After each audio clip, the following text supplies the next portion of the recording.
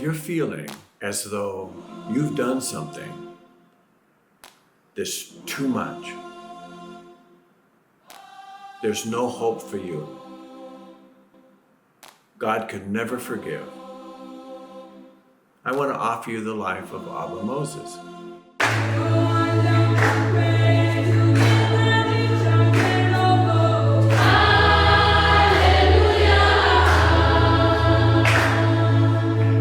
Abba Moses, also known as Moses the Black, was the leader of the great monastic community in Scetis, Egypt.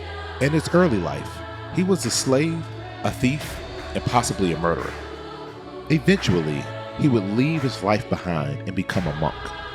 His spiritual depth and leadership became known throughout the emerging Christian world. One of the most remarkable and perhaps unexplored dimensions of the story of Abba Moses, the Black, right, is how his life experiences, his biography as a slave, as essentially a hoodlum, a killer, bad guy, that narrative is so consistent with certain forms of literature in the African American experience. That's it. That's one dimension of it, right? His story is different also because for a number of early Christians, early pious Christians, many of them would have come from a life of wealth, relative wealth. Some of them would sell off their wealth and enter into an ascetic life. Moses is different because he came from a life of difficulty, a life of crime, and had this encounter that then transformed him into someone who became a pious Christian following the faith of their day. I think about Abba Moses, Moses the Black, Abba Moses, angry at life, angry at God, swimming across the Nile for the joy of terrorizing the peasants who lived on the other side of the Nile. Abba Moses was a house slave of an administrative official. However, according to his biographer, Abba was relieved of his duties due to his great exasperating behavior and violence for robbery.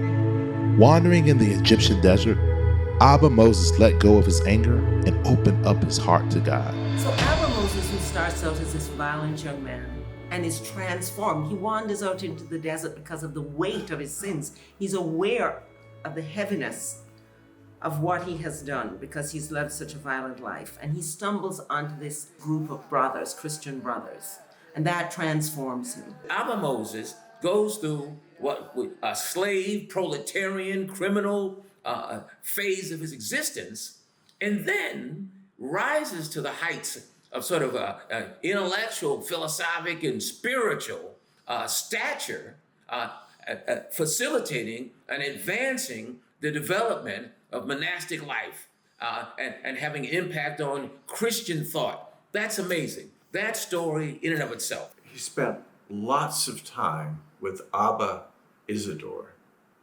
And one of the things Abba Isidore asked him to do as he went through this process of transformation, Abba Isidore said, Moses, I want you to stay in your cell. And Abba Moses sat in that room for a long time. Abba Moses became a living image of a transforming love of Jesus and an example of compassion towards others in the face of ethnic prejudice.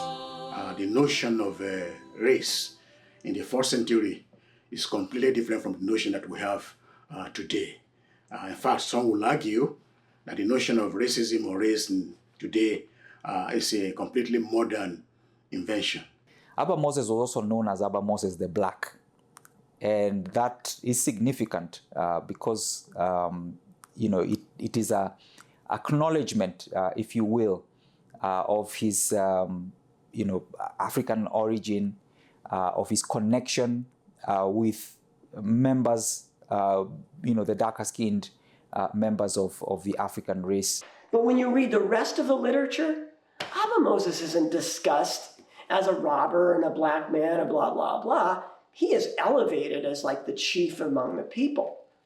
And so I just look at that and say, this is not racial condemnation.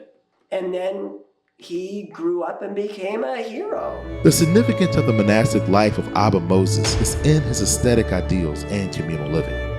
Abba Moses became an inspirational teacher for generations of monks and the development of Christian monasticism in the Egyptian desert and beyond. There are millions of young black boys and others, right, who can identify with this extraordinary, from the depths of slavery to the heights of influencing the religious thought of an entire civilization. That's astonishing. It's so important for us to talk about the African roots of Christianity. So many young people today, especially young black people, think of Christianity as this European religion, but that is so mistaken. And so it's really important for us, our young people, to know the strength that Christianity brought this man. Learning about these people is important for me as an African Christian, because that's what I am first before I am a professor. And it is very liberating for me on one level to know that I have spiritual ancestors that are connected to me in terms of my racial identity. And they have made contributions in the past that we all have celebrated and all are a part of, and that we have all benefited from. Why was it they called him the chief among monks? I think it was because of Abba Moses' own personal transformation that people were attracted to him.